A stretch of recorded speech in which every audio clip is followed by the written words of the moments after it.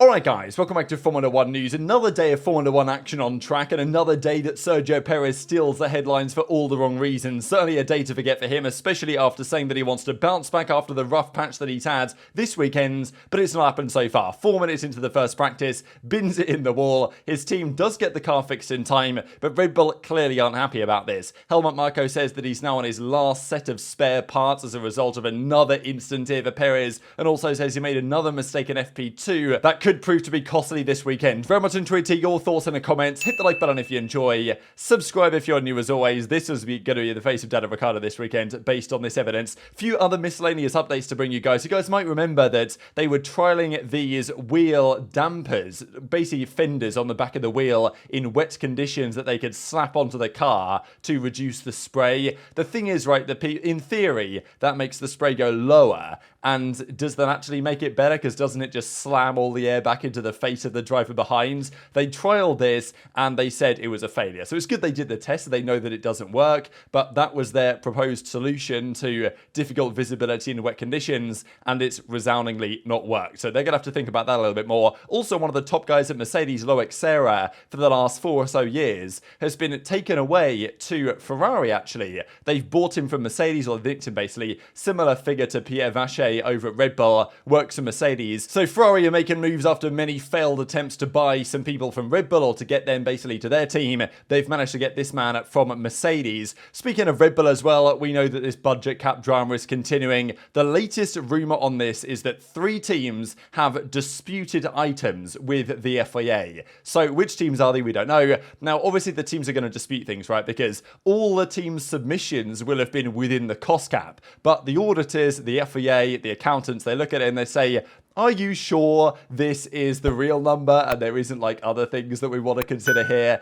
And there's other items that aren't meant to be included but the team has paid for, and they're obviously going to be disputed because the teams are going to say no, that's not included for whatever reason, and the FIA is going to say no, in fact your catering is counted, or whatever the case was last year. So that's going to continue. And also Christian Horner with another quality quote on this. He was asked the question about it and he says, look, it's easy for teams like Mercedes, for George Russell and others that have commented on this over the last few days to throw shade when you're not performing. So maybe that's fair enough, but it's nonetheless pretty entertaining. But Red Bull's car this weekend is getting even faster. These are the upgrades they're bringing. We've just talked about them over the last couple of days. And Sam Collins, who does great work over on F1 TV, he says that from his understanding, these are going to be worth even more than 2/10. We're talking 3-4 tenths of a second possibly, because there's some pretty major changes. And this was also noted, and it was going around a lot on social media last night, that the older version, let's say this is the newer version here with the side pod up top, the inlet for the side pods has been turned into what is effectively a wing. It looks like a wing, right?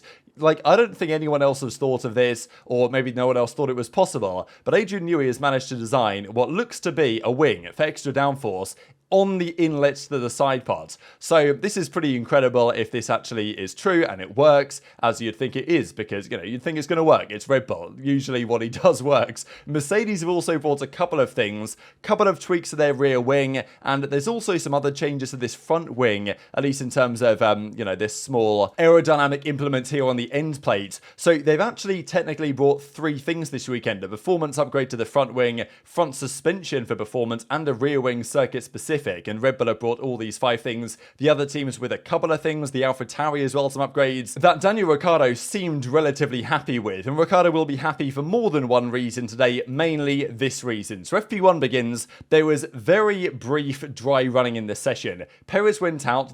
We're talking 4 minutes into the session. Not right at the end when they're doing all the push laps. Perez goes in around the first few corners, up into turn 5, puts both wheels, like he just drifts too far to the left here to open up the entry. I just don't get it, why he's doing this. It reminded me a fair bit of Monaco when Q1, right, was it his first lap in Q1, or it was definitely one of his first laps in Q1, he just smashes it straight into the wall. I'm like, and that's first corner of Monaco where he binned it before, and we got to see the floor of the car, and we got to see the floor again, as we'll see in a second. But I just don't understand why Perez is pushing the limits to this degree. I don't know if it's the pressure getting to him, exactly what it is, but nobody else really made this mistake. mistake, and Perez, first lap in a Red Bull on the mediums, goes in too deep, puts both wheels on the grass, loses the car completely, spins around, can't save it because you're going a fair rate of knots through there, and smashes it into the barriers. I think this was the impact shot, which shows up, pretty aggressive crash, completely destroyed the front left suspension,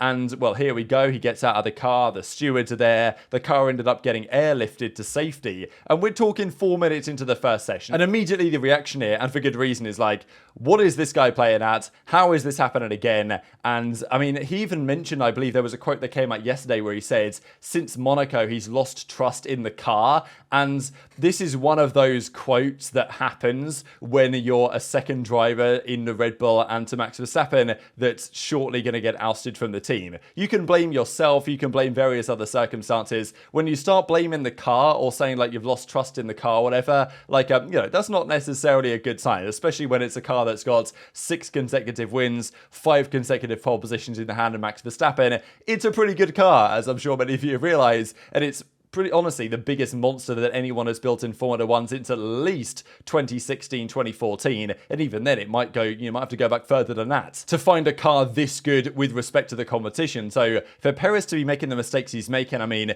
it's not a great start to the weekend. He's on 5 consecutive non-Q3 appearances, and on his bounce back weekends, even if he does have a solid weekend from here on out, he's not made a good impression, has he, to start the weekends, and Red Bull aren't going to be happy with him, especially because their car then gets airlifted away, and as you can see on this image, we've got all the photographers, here they are, snapping all the pictures of the floor, and here is one of those pictures, and we can see, again, in nice, pristine, beautiful detail, some actual more detailed intricacies of the floor than we got to see back in Monaco. So this is where the other teams will be like, oh, absolutely fantastic, here we go, we've got some brand new images here of this floor of the Red Bull that they didn't have previously, and it's effectively Sergio Perez's fault that this is now out there once again. Pretty poetic shot, I must say, of Max Verstappen running around thinking, what is this guy playing at as he's in the wall behind him? Would have been even better here, to be fair, having Daniel Ricciardo in this image with Perez in the background, but Daniel Ricciardo was sitting there getting ready to go again after the red flag with a massive grin on his face, as you can tell through the visor. I don't think this is because Perez has crashed, but,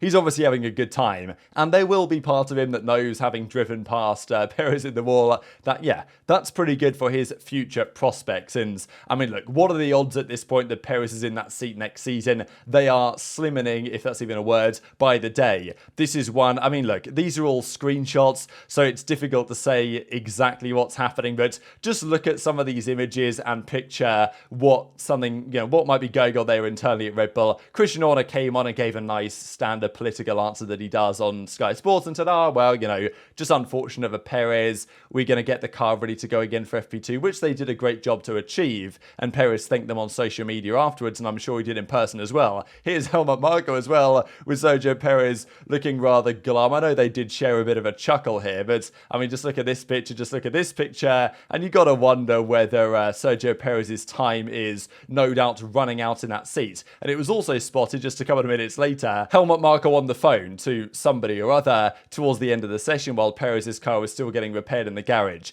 Now, in fairness to Perez, it didn't cost that much because it then rains, and especially due to the tyre allocations on the weekends, it's like these conditions that are kind of not quite fully wet, but are still a bit dry. The drivers don't really want to ruin their winters by going out on these like half wet, half dry conditions, so they just don't bother at all and just sit in the garage for like the entire time. And eventually they went out on the inters when it was actually pretty wet at that point. Ricciardo was actually P3 for a time, but that disappeared, unfortunately for him, towards the end of the session. So Perez admits, it was my mistake. The guys did a great job putting it back to FP2, got some data to go through in a weird FP2 session. But Helmut Marko confirms, and this is pretty much Red Bull's response, that Perez has used up the last of his spare parts. He's run out now. Everything else, it's a big problem, to be fair. Max Verstappen has gone through barely any spare parts. Perez has been through a lot. So that's not great, and it's crash damage, it's repair damage. Red Bull won't be happy with that because it does eat into the cost cap, at least in part. Additionally, he also in FP2 ruined a set of soft tyres, locking up under braking,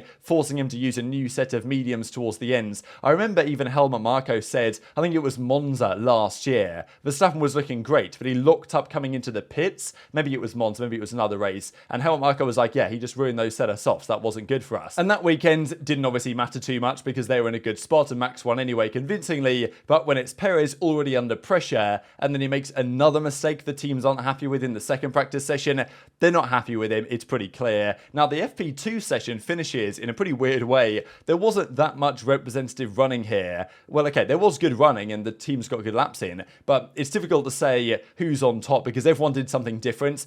There's not many tyres. We know that for qualifying you've got to go hards Q1, mediums Q2, softs Q3, and the intention is to reduce the number of sets of tyres allowed on the weekends. Hamilton made an interesting point to say, well, there's so many wet tyres and inters that get thrown away after every race weekends. Maybe look at that rather than reducing the amount of dry tyres, because it just meant that the fans that were there in attendance got less running to watch. Like the teams just did less running, and none of the drivers were really happy about this, that they had less tyres to work with and therefore had to be quite specific on what they used. So teams like Mercedes pretty much just ran on the medium, didn't even bother with the soft tyres and thought they'd save them for quali and potentially the race itself. Hamilton wasn't happy with the car at all. Russell actually surprisingly said the car felt pretty good, despite ending up, I believe, P20, but it was very competitive throughout the field. There was only, 6 tenths, I think, between number 1, P1, and P14, P15, where Ricciardo ended up, so that was pretty impressive.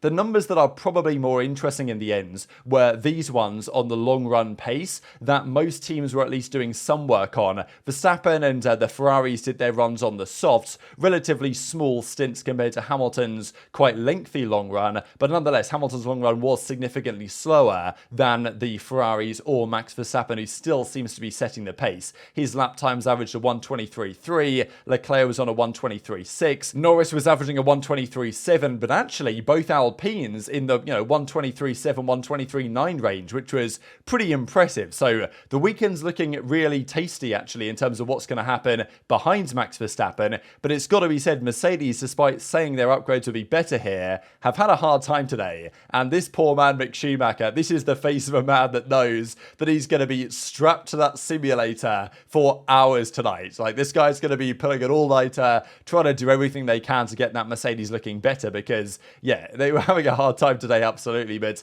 pretty tasty weekend, I think, this set up, all things considered. And Ricciardo will definitely be keeping a close eye on what Sergio Perez continues to do this weekend because he's not made a great starting impression, and I think it feels to many that, this is not necessarily the final nail, but it's not far off the final nail for his replacement in 2024, you would well imagine. Very much enjoyed your thoughts in the comments. Hit the like button if you enjoyed. Subscribe if you're new. Take care, and I'll see you next time.